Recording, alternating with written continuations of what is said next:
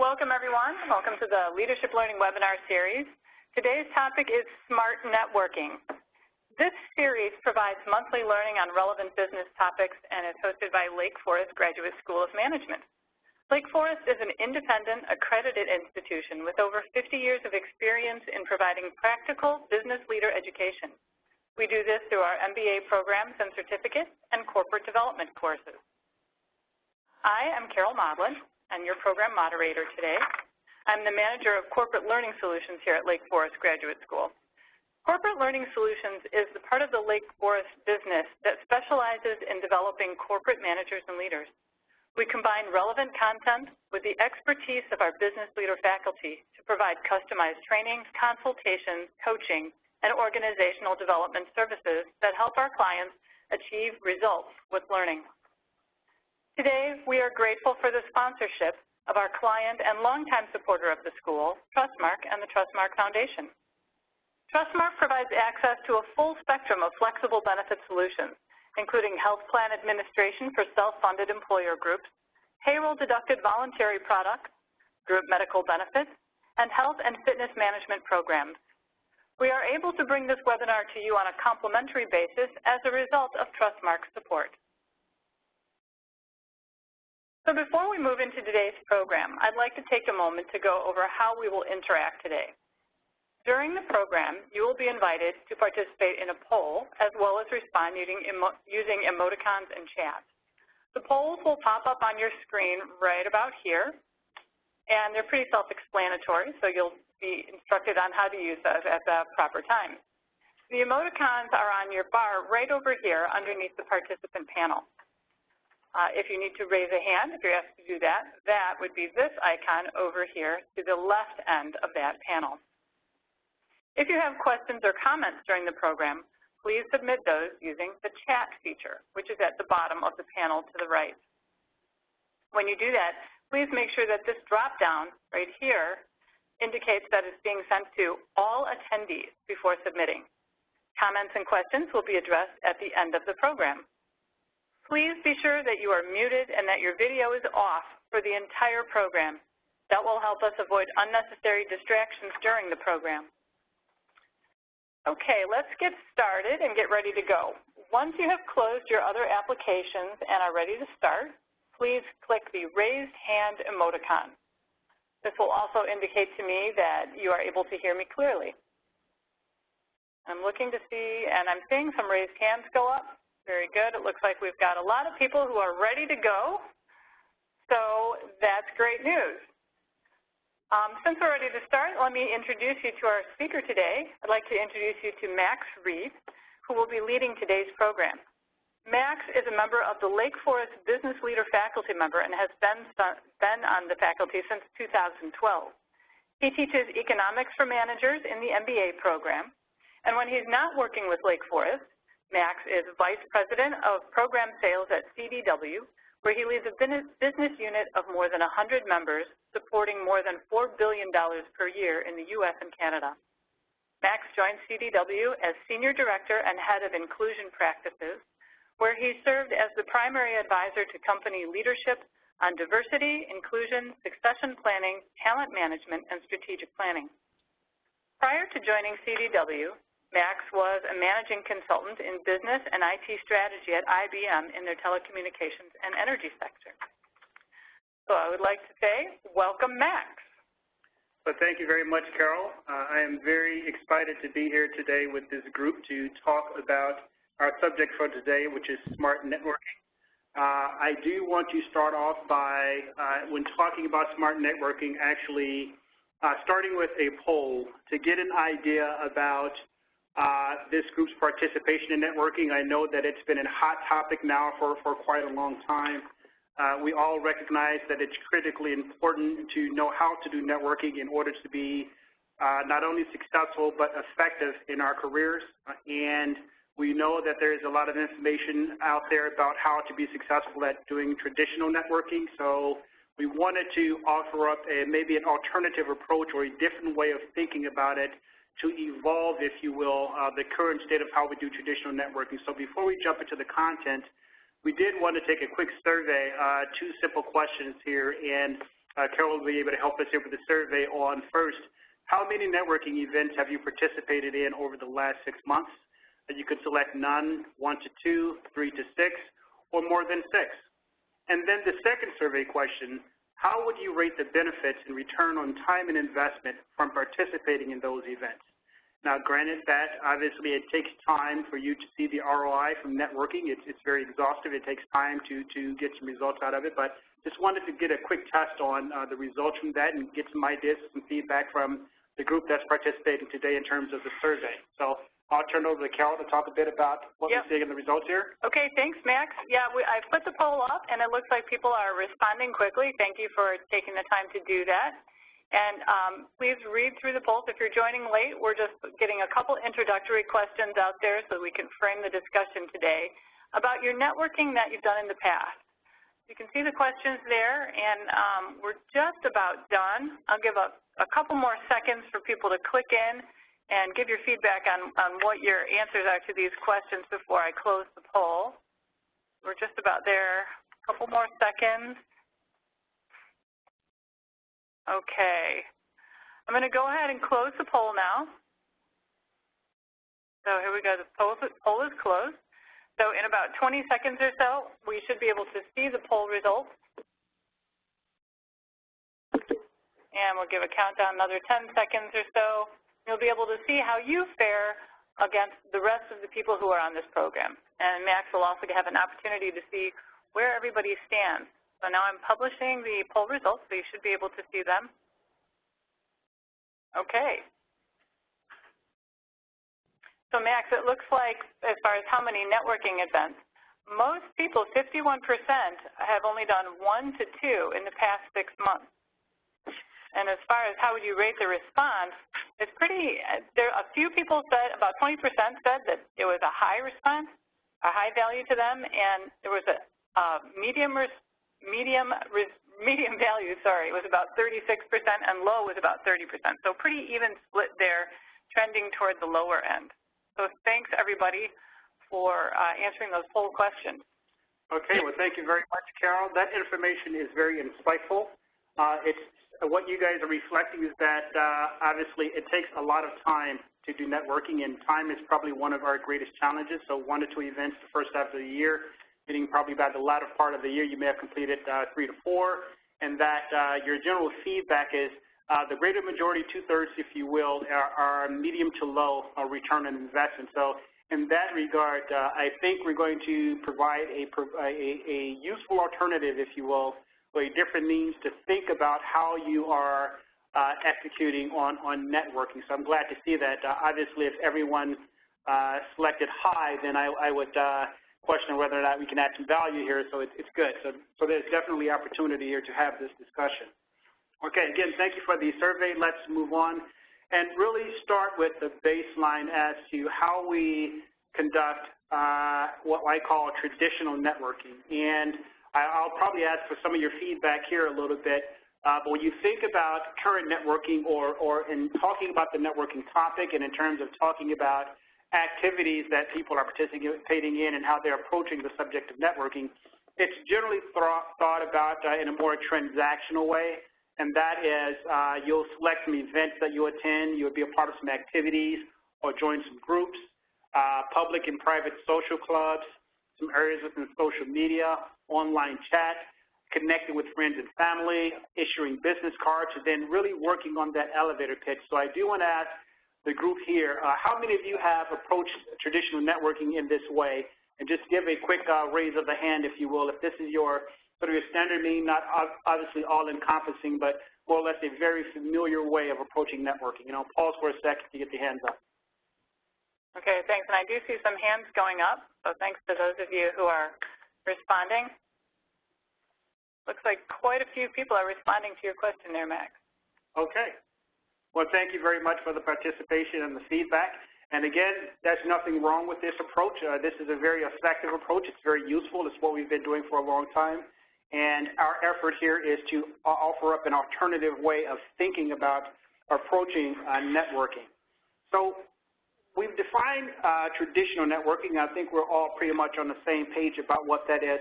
Let's take the next step forward and talk about what is smart networking. And smart networking is a way of thinking differently about how you approach the opportunity to network. And it's built on a more strategic way of thinking about how you want to use that very important time when your intent is to network with others for benefit. And the first thought in terms of strategic way versus transactional way of thinking about it is understanding how network relationships work. And each one of these bullet points, we'll dig into each one of these a little later in the deck. But in understanding how network relationships work, we're going to take a look at leveraging social exchange theory, some of the factors around that, leveraging that theory a little bit, and we'll talk about that on how to think differently about how relationships are actually work, how they network, how they connect together, what makes those nodes strong. The second strategic way of thinking about it is understanding and assessing the mutual benefit of the relationship prior to engagement. And that is understanding the balance between what is the value gained from both parties prior to making the effort to engage. What is the risk to social capital? And we'll talk about social capital as well a little bit later in the slides. What social capital am I putting at risk by engaging in this relationship, or what is the perceived social capital that the other party would be putting at risk in engaging this relationship with me? So it's taking those things into consideration prior to engaging. And then the third bullet there is leveraging the two most important factors in networking, and that's time and attention. We have very little of both in this world today. And so if you want to build that networking relationship, if you want to get more ROI out of your events, you've got to understand, how do I make the best of time, and how do I make the best of the attention that I'll get when I have that opportunity to engage in that potential networking relationship. So those are the three pillars that we'll dance around through this conversation in terms of sort of learning outcomes, if you will. And we'll use some terms such as social exchange theory. I'll be sure to give you a high level as to what that is. And then social capital, I'll make sure that you understand clearly what that is as well. And then we'll use all of these terms sort of in a mix match together to come through a framework, to walk you through a framework by which you could use to really think about what smart networking is. Now, nowadays we tend to put smart in front of everything. It's just, again, a different way of thinking about the approach versus traditional networking. So I'll stop and ask if there are any, if there is no more hands going up at this time and relative to these 3 points, then we'll step right into the deck. Okay, I don't see any questions coming in on the chat bar, so I'm going to go ahead and move on to the next slide there for you. Okay, thank you, Carol. So this slide represents a concept around social exchange theory, and we're not using that specifically, but we're leveraging the idea around it to look at this whole balance between risk and benefit. And social exchange theory really talks about human relationships and how they are formed based on this use of cost-benefit analysis. As humans, we tend to engage in those where we feel we can gain benefit and tend to disengage from those that we feel there is no benefit. So it's just sort of a straight line, if you will, cost-benefit analysis that we do at the human transaction level in order to make a fundamental decision about how we're going to engage in time and who we're going to let in our inner circle, if you will, or who are we going to risk social capital. And social capital is really the collective value of all of our social networks. So simply put, if we were to allow someone into our social network, if it were a positive experience, then that could have positive social gain for us because people define us by the community of folks that we engage ourselves with. Or if it has a negative effect on the relationship, then obviously that is putting our social capital at risk. So we've been in those situations where we've questioned judgment of others by allowing others to engage in certain behaviors. And so we carry that social capital at risk when we decide who we want to engage with and who we want to be a part of our network because they too share a piece of our branding.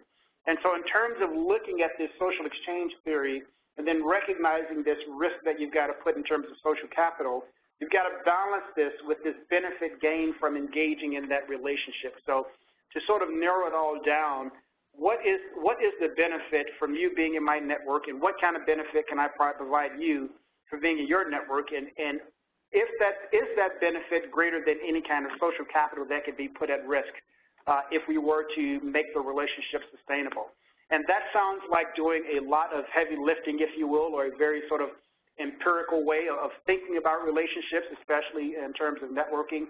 But it is the thesis that I'm postulating here, that doing that work up front breeds better results in the back. And so that is what this is representing, that sort of human behavior around trying to calculate risk-benefit of relationships prior to engaging, and then recognizing what you're going to put at risk in terms of social capital. And so that is the framework, if you will. Let's move to the next slide that is really talking through that second bullet point that I mentioned before about understanding how these network relationships work. Let me slowly walk you through this framework here, and then by the time that I get to the end, it should be pretty self-explanatory. But if you look at your y-axis, that is your axis that is related to the amount of social capital, if you will, low social capital versus high social capital. And then if you look across your x-axis, that is explaining all of the different types of network relationships that generally exist out there. And let me start explaining what that is first. Mentor relationships are relationships that we are very familiar with. These are the relationships that we don't mind having mentors. As a matter of fact, most of us, we enjoy being a mentor to many people, not only within our family, but within our friends, as well as our work group.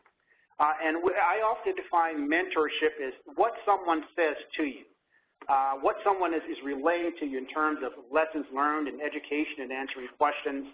So that mentor relationship is one that is very common. It's very low risk. There is very little risk to us at all when we mentor others or when we're getting mentorship from someone else. The next across that x-axis is the second level, and that is friendship. And this is commonly defined as what someone says to you. Friends are talking back and forth to one another. Obviously, if you define a person as being a friend, then there is some social capital there because they are actually in your network, albeit that social capital is very low. You don't have to put that much social capital at risk when engaging in the friendship because you know that person, you've got a history together. There's a shared common, not only knowledge, but shared common values. There's quite a bit of sharing that's going on that is sustaining that relationship, and so it tends to persist. So although there is social capital at risk because they are your friend, it's not, it's much greater than that of a standard mentorship relationship. Now let's move to sponsorship, and the sponsorship is the key, and it is often said that sponsorship is what someone says about you. And generally when you have a sponsor, they're not talking to you, they're talking to someone else about you. And when they talk to someone else about you, if it is a positive, beneficial relationship, thinking back to that previous slide around the balance between benefit and social capital, if they are saying something positive about you, in fact, what they're doing is putting that social capital at risk. So if, for example, if someone says, you know, that guy, Max Reed, I think he's a great guy, and I think he's someone that you should really take a look at, then whomever they are talking to in their network, they just acknowledge that they are willing to sponsor me. But let's say I turn into an absolute disaster. Then obviously that person is going to come back and say, you know, that Max that you told me about, he was an absolute disaster. And so to a certain extent, they'll question my judgment as to why I had that perception of that person that turned out not to be correct. So when you talk about sponsorship, it's generally not to you, it's to someone else. And it's generally a point where someone is sponsoring you saying they're willing to put that social capital at risk. And that's why that social risk factor is so high in this space, because they're willing to do that at great risk to themselves. And of course, the blue line is the risk coefficient there. But that is where the greatest social benefit, the greatest social value is actually gained. That is, I would argue, that is the essence of most network relationships, that you want a benefit from someone else, that they've got some kind of asset or experience that you've got that you want from them, and of course you've got something that they want. And then when that exchange occurs, when that balance is appropriate and that exchange occurs, that's where that actual benefit happens. That's the greatest area, if you will, under that risk coefficient that says this is where true network value is gained. So when you think about how network relationships work, think about those in your careers where you have been very successful, those where you spent a lot of time and may not have been so successful, and think about it in this framework in terms of those that have helped you along in your career in some kind of way, they are generally your sponsors. They are generally those that you know very well that are willing to risk that social capital, that are willing to put their stamp, if you will, or their brand, or think about it in reverse. Those who you have sponsored in your career, those who you have sponsored in your personal life by saying, you know what, I trust this person, I see how they can perform, and I'm willing to be the one that vouch for them, and how they were able to move their career because you were their sponsor. So it works in both ways in terms of understanding the core and how network relationships really work.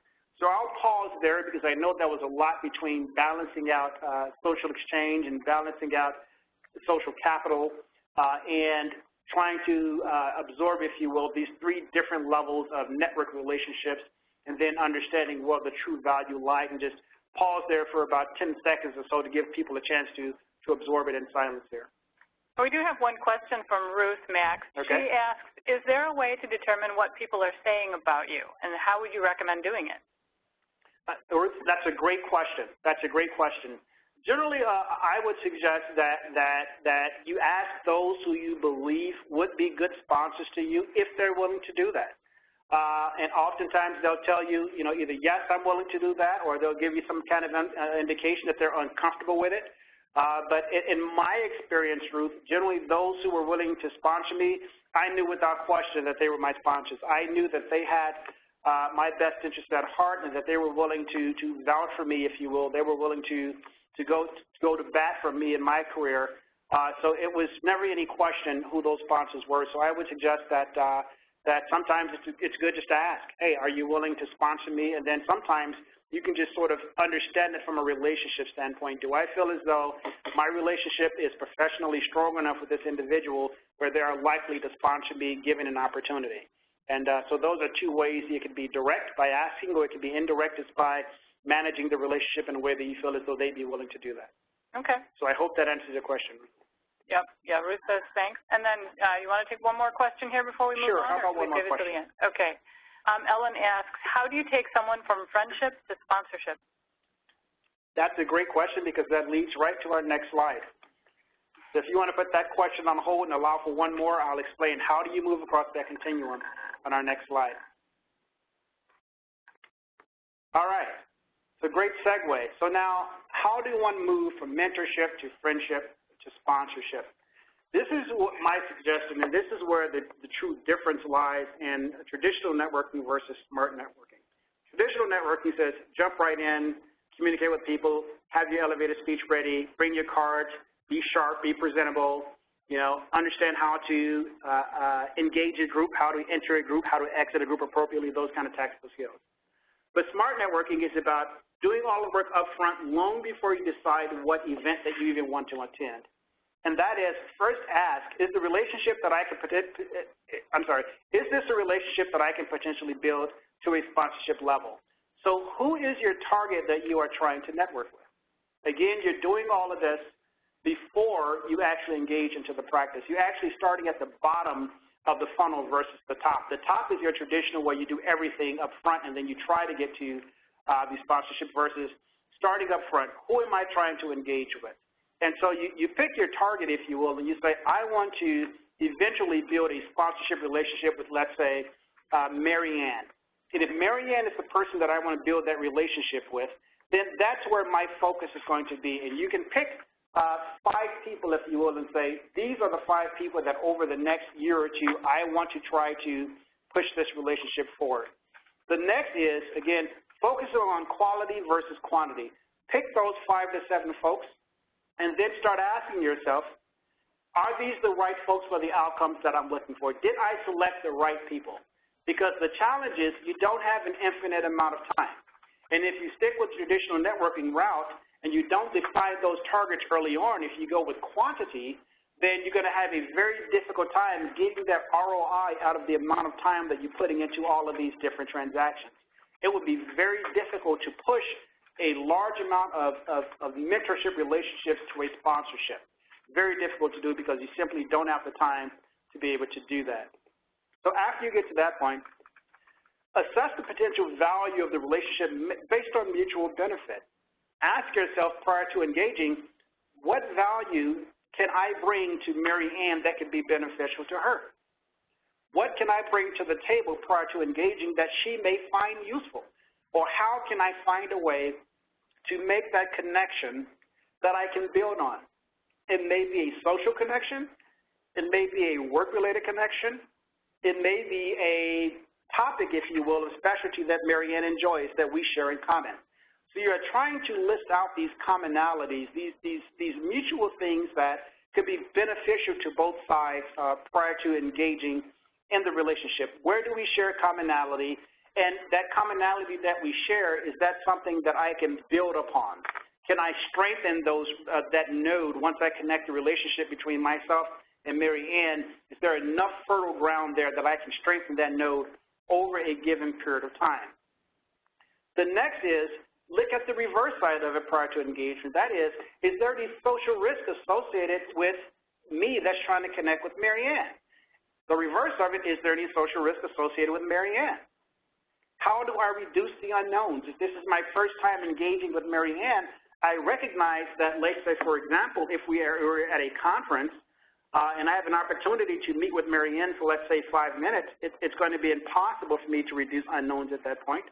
So what I want to do, if Mary Ann is my target, what I want to do is say, okay, I am going to find out, and this is just for example, and some of you may chuckle because it may sound a little bit like stalking, but I just change a few words and call it strategic. But stalking is pretty similar, but that's okay. But think about Mary Ann and say, how do I find these different 5-minute opportunities to continue to reduce the amount of unknowns, because Mary Ann has never met me before. So do I pick a topic? Let's say Mary Ann loves history. She loves European history. So every time that I get to see Mary Ann, I'm going to keep building on that European history. Hey, did you know that they found King Edward under a garage or something like that, right? I'm going to find ways to keep that conversation going with Mary Ann until over time, because she is my target, that I'm reducing those unknowns as much as I possibly can, because I recognize that on the first, second, and third time that I've met Mary Ann, although she starts to recognize my face, that balance is still weighed towards a high risk of loss of social capital because she doesn't know who I am.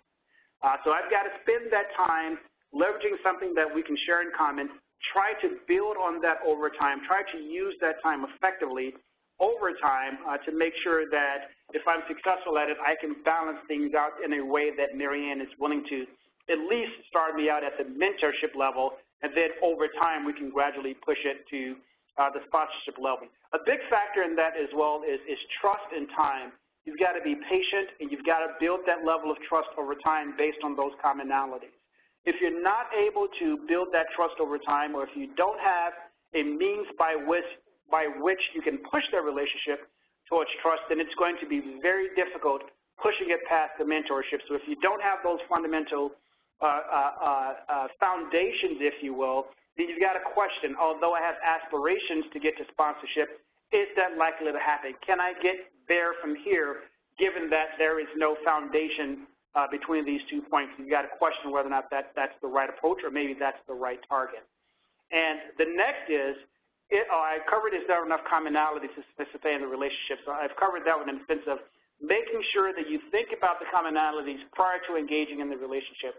I think we all have experienced instances where we've had social media, such as LinkedIn and places like that, that we have connected with people, but there is very little commonality to sustain the relationship. So it inevitably remains almost perpetually transactional. So you end up with a very large network, 500 to 600 or so people in your node, and you've got to manage that because people are constantly reaching out to you just to connect, to say hello. But in terms of benefit, in terms of return on time and effort in doing so, the value becomes very little.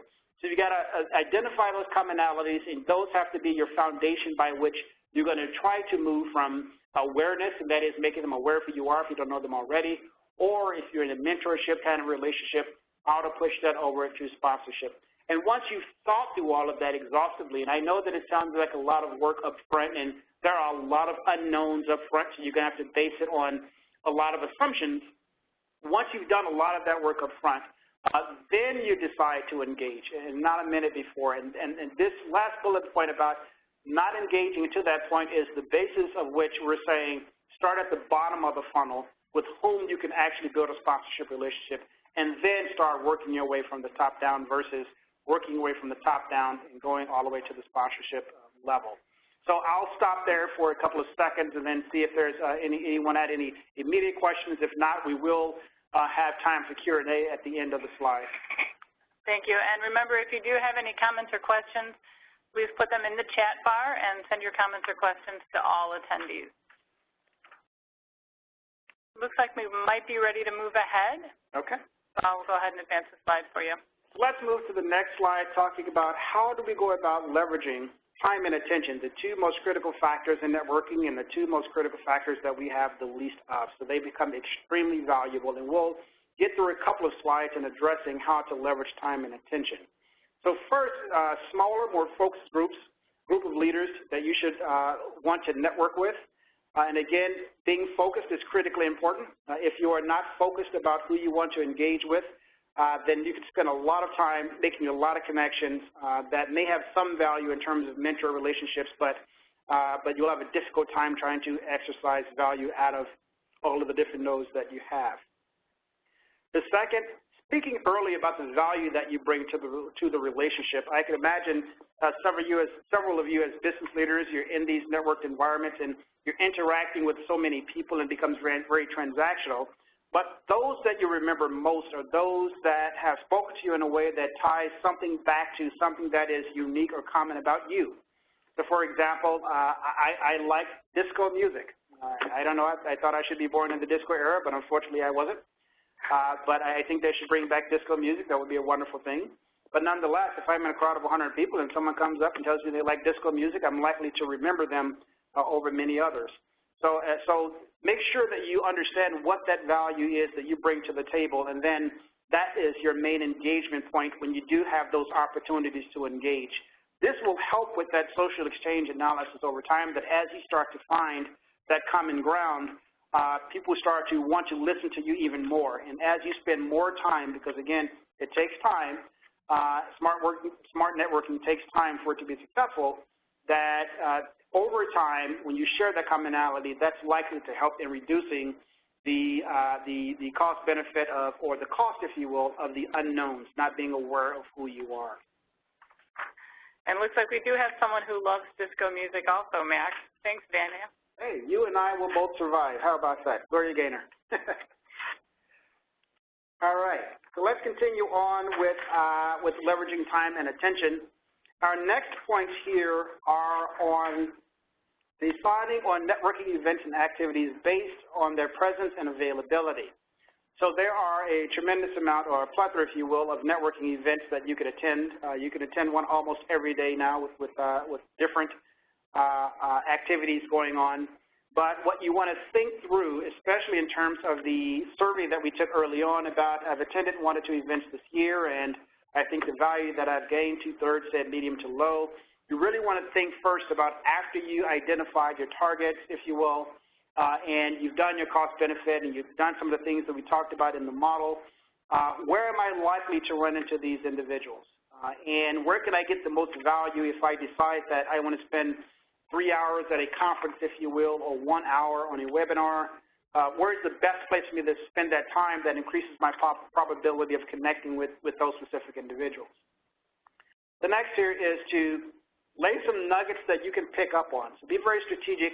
Write down things that you want to say, how do you want to say them, what the commonalities are, and then those become your narrative, if you will, your talking points, so that almost every time you see that person, if they're not aware of you at all, it becomes your talking points that you pick up on every single opportunity that you get. And before you know it, that individual is going to be very aware of who you are. As a matter of fact, I'm going to say, this is Disco Mary Ann. She loves disco as well as I love disco. I'm going to be happy to see her. And that's an immediate pickup and engagement point. So be very strategic about how you lay these commonality, these nuggets, and then write those nuggets down so that when you know that this person is going to be at that next event, you want to pick right back up on that nugget, and you'd be surprised how familiar people can become very quickly with you when you're able to do that successfully. So let's move on to building a rapport on multiple occasional meetings and leveraging those nuggets. This is what I was referring to about recognizing that the strategic approach takes a lot more time than the transactional approach. but I would argue that the benefit is much greater. And that means being able to pick up on those nuggets over a period of time and then allowing that conversation to progress to greater, more broader things about potentially sitting down and having a conversation about some things or those commonalities. But you want to absolutely make sure that that person is excited, looking forward to seeing you, and then more than likely they're more willing to want to listen to what you have to say versus it being transactional and then you just get the business card. Again, there's nothing wrong with that, but I would argue that the greater push is to not necessarily hand out that business card on the first day. As a matter of fact, don't hand it out until the fourth or the fifth transaction, but spend time laying those nuggets, and then ultimately that business card will become more relevant to the person that you're trying to network with over time. And then the last is be fanatical, be meticulous, and be patient. It takes a lot of time to do this successfully. It takes a lot of time to be effective at it. But I would argue that over time, a smaller network that has much greater nodes and much stronger bonds, you would derive greater benefit. And it's simply put, if you had 5 sponsorships in your network and 100 mentors versus 1,000 mentors in 1 sponsorship, you will have greater benefit. You would derive greater benefit from it if you approach it in this way. So that is the summary of our discussion today in terms of first taking you back to what traditional networking looks like, and then offering up just an alternative view. Both are important, but offering up an alternative view as to thinking about how to do networking slightly different than what you've done before. And in summary, it's a matter of doing a lot of that strategic work up front, making sure that you've got those targets identified, making sure that you're spending the necessary time in finding those commonalities, making sure that you're thinking about this through a different framework by which you understand through social exchange theory that people are constantly doing this cost-benefit analysis on why would I engage in a relationship with you, why are you the person that I should be talking to, and then recognizing this risk around social capital that if they were to let me in their network, or the reverse, if I were to let them in my network, what kind of social capital am I putting at risk by being a sponsor for that individual, and then recognizing the importance of how you use time and how you use attention. How do you use time over time to get their attention so that you've got those commonalities and those nuggets that you've laid, and then you're leveraging those nuggets over time to build into a more stronger relationship, and then recognizing that once you get that opportunity to be mentorship, you've got to continue to drive towards your ultimate outcome, and that is a sponsorship relationship. And again, this is not a perfect science. Obviously, humans are unpredictable, and relationships are even more unpredictable than that. But we recognize that if you take a more strategic approach over time, that the outcomes in the aggregate over time are likely to be better than if you stay with the traditional approach. So that is the summary of our discussion for today, and we do want to leave time for Q&A. So at this point, I'll stop and ask if there are any questions. I'll also turn it over to Carol as well to manage the questions coming through, and I'll do the best that I can to answer them for you. So thank you for your time, and let's have questions. Okay, thanks, Max. We actually do have a couple questions. Some people have been sending in questions throughout the program, and I'll just go through them as they've popped in. So from Carlson, he asks, how do you handle scenarios when you would like to network with someone with whom you share no commonalities? That's a great question, Carlton. And this is around choices, choices that we have to make because we don't have an infinite amount of time. We don't have an infinite amount of resources. So you may want to think about that's going to be a very tall hill to climb if you have nothing in common, if you share nothing that can really connect two nodes together. My suggestion would be to take a look at several others to see if there are more commonalities and potentially focus on those. I'm not suggesting that you don't at all go after that individual. You may find that when you connect that there are commonalities that you didn't know the two of you had. But know that when you engage in that potential networking opportunity, you're going in knowing that there's nothing there, there's no there, and you're listening to find one.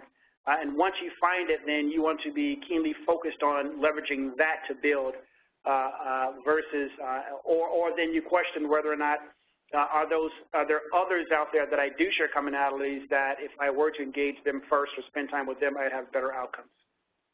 Okay, thanks. And then kind of a follow-up question is, how can I effectively build these relationships?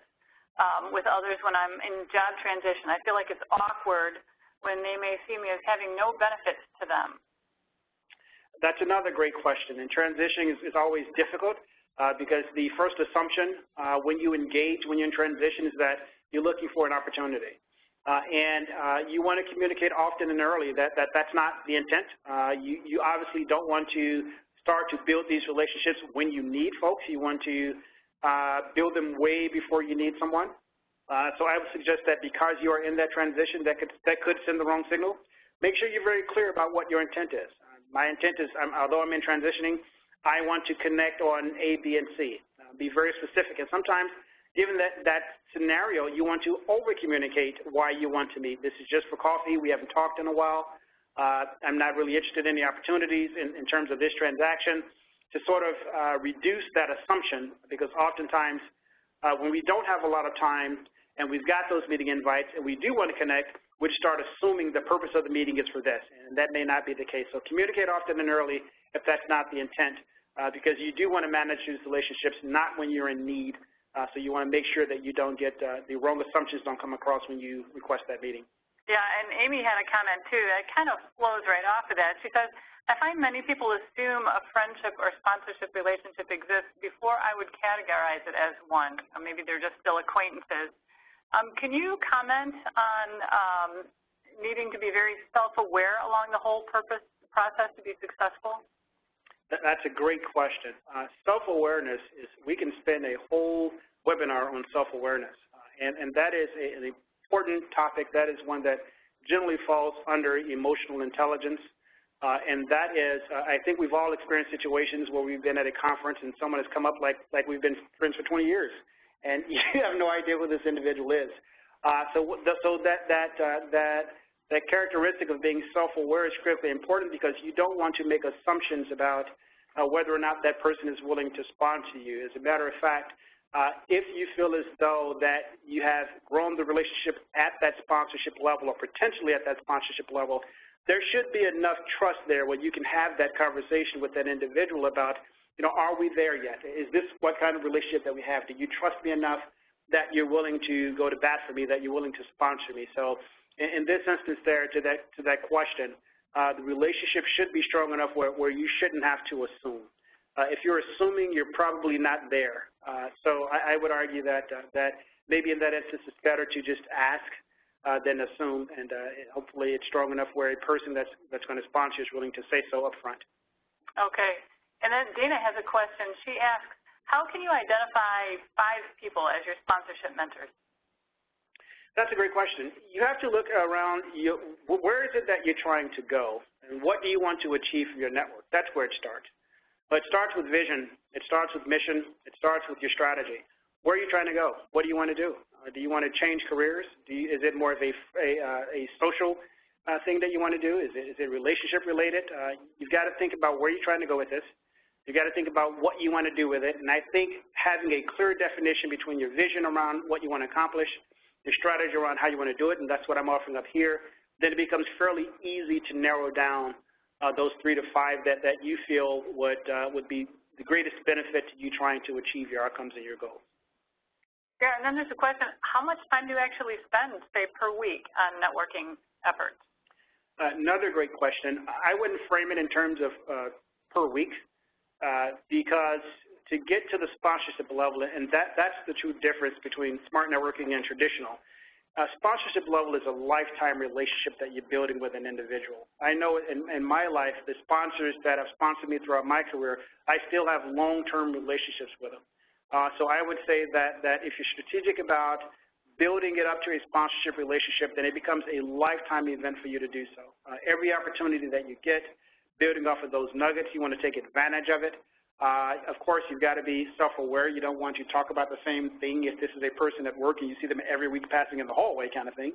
You don't want that. But see it as a lifetime endeavor that you are trying to build friends for life, because ultimately, when you get to that sponsorship level and they're sponsoring you, those same sponsors are going to be coming back to you asking for resources as well, or connections, information. They're going to ask things from you as well. So it becomes almost a partnership, if you will, in managing the sponsorship relationship. So I would say that there is really no set time.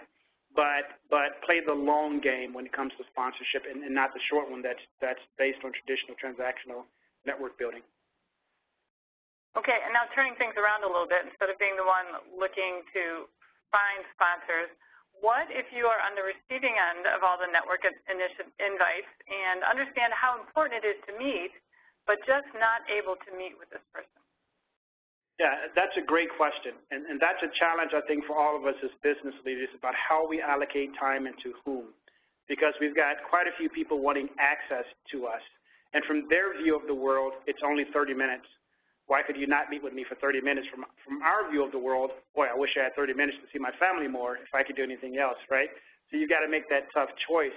But I would say that because time is a premium, you too, as the power broker, if you will, or as the influence owner, obviously there is something of value that you possess that others see as valuable and they want to participate in that exchange. How you leverage your time will become critically important, especially in helping to guide those who may be doing things the wrong way. So oftentimes I get a lot of LinkedIn invites that folks want to befriend, but unfortunately I have no idea who they are. And so I try to do my best to sort of manage that rejection, if you will. But in order for me to be effective, not only to myself, but to those who have sponsored me and those who I sponsor, I've got to be strategically effective as to how I use my time. So I would suggest that being the one that holds the influence, that owns the power, that you've got to be strategic in how you reject those requests, because you simply, it would be a misuse of your time to spend that amount of time, if any, on networks that have not been strategic, or on relationships that have not been strategic in nature, simply because we simply don't have enough of it. Great. And then here's a question. So when you're trying to find those sponsorship relationships, how do you not offend immediate management when attempting to connect with more senior managers? Another exceptional question. That's a really great question. And it's if you have a great relationship with your first-line manager, I would suggest that you communicate your intentions. I want to progress in my career. This is a person that I feel like I need to know. I would like your support in getting me there, because I do want to take it to a sponsorship level. That's my intent. If you're in a situation where that could have some negative consequences, then I would suggest that you try to figure out a way to do a cost-benefit analysis on that current situation. Is this a risk that I'm willing to take on? Because oftentimes those managers that are not as experienced and mature as they need to be can see that as a threat. And that's unfortunate, but we're all human. It happens by nature. And in that instance, you just have to do a cost-benefit analysis on your own career, your desires, your outcomes, because the path to success, it is never straight. It is always a winding road, which winds to the left and the right and to the ups and the downs. And it's never a straight line, and it is woven with many thorns. So you just have to take a look at the situation individually and then just do a cost-benefit on if you're willing to take the risk to do so, and then decide what you're going to do accordingly. Okay, and then here's a follow-up question on that. Kind of on the flip side, what if you're the middle manager and not included in the conversation? How do you fix that? How do you mitigate it or address it? As a middle manager, I would take a very interesting approach in that I would, if I was aware that was occurring, I would first question myself, what am I doing to have this coworker of mine, to have someone that I am a leader of, feel that they cannot come to me? That would be my first question. Am I exuding some level of leadership that would make them feel as though coming to me would have been a threat? That's the first thing that I would question myself. And then the second thing is sometimes it's just a personal matter. Sometimes people just want to keep their relationships private, and you've got to be okay with that as well. Sometimes it's a personal thing, it's a private thing, and folks feel as though they don't want you to know, they don't want you to be aware of their networking, and I think to a certain extent that's okay, as long as nothing nefarious is going on, as long as they're not going to the boss and saying bad things about you. That wouldn't work as well. You're not going to get to the sponsorship downing someone else. But I'd say that you've got to take it on an individual basis. But first, I would question myself to ensure that I'm building a level of trust where those who work for me know that I am their champion, that I've got their best interest at heart, that I am a business leader, and I want to be respected in that way. So if I'm doing something incorrectly or not doing enough of something, then coach me on how I could be a better leader to you to build greater trust so that you know that I could be a benefit in helping you to get there, or maybe they wanted to keep it private. Okay. And it looks like we have one more question here. So talking about the different kinds of relationships, Tim asks if you're implying that there is a transition from transactional to friendship to sponsorship levels of interaction, and that would you first form a friendship and then move that to sponsorship? Great question. I would argue that you can't really get to sponsorship without friendship. And there are different levels of friendship. Obviously, our friends at work are quite different than the friends we went to college with, and the two shall never mix where I went to college. But that's not to say, though, that with friendship, it's trust. You can't really get to the trust level, and sponsorship is all about trust, and you can't get there without a friendship. So that's when I was talking about those nuggets, those things that you can build on that can be both personal, it can be professional, but you've got to, over time, drive to that friendship level. And one of the phrases I use often is you've got to lower the water line. So if you think about an iceberg, when you go across the ocean and you see an iceberg, all you see is that tip. All you see is the tip. And because we're just sort of moving like ships in the night, we tend to, avoid those iceberg tips because we have no idea what's under the bottom.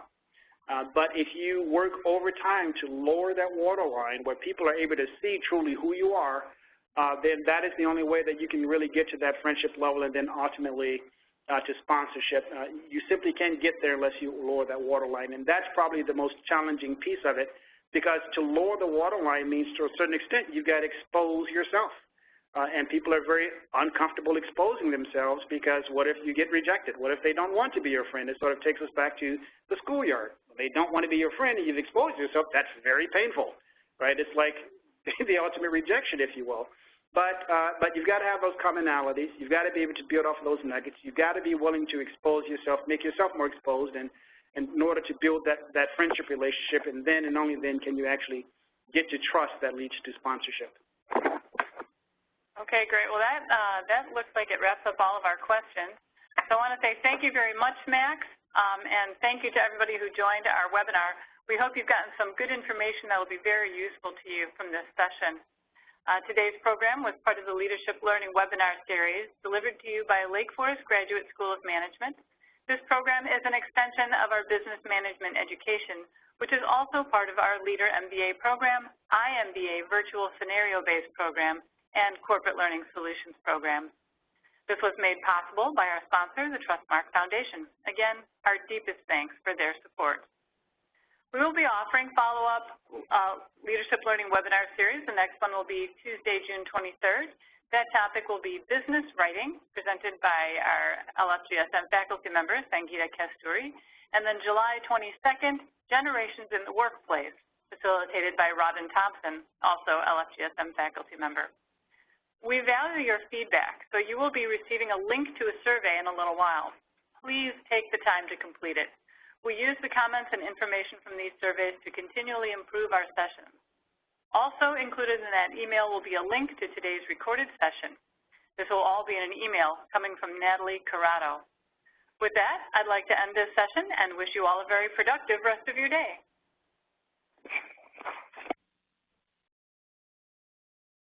So, yeah.